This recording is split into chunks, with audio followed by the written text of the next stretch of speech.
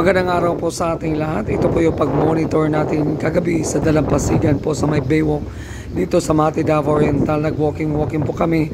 So hindi po ganun kalakas yung hangin ng naranasan natin dito.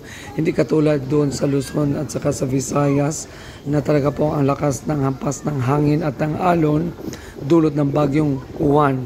Dito po sa Davao Oriental, matiwasay po ang karagatan, hindi po ganun katindi, no? So nakikita nyo po yung mga fishing boat po dyan po sila tumambay dahil hindi po basta-basta matatamaan ng malakas na alon itong area na ito, mga kaibigan, dahil napapalibutan po ito ng bundok. So pagkatatandaan po natin, mga kaibigan, na sa bawat pagsubok, sa bawat unos ng ating buhay na ating ma-encounter ay meron din pong liwanag, mayroong umaga na naghihintay sa atin. Hindi po lahat pighatid kasawian, meron din pong pag-asa.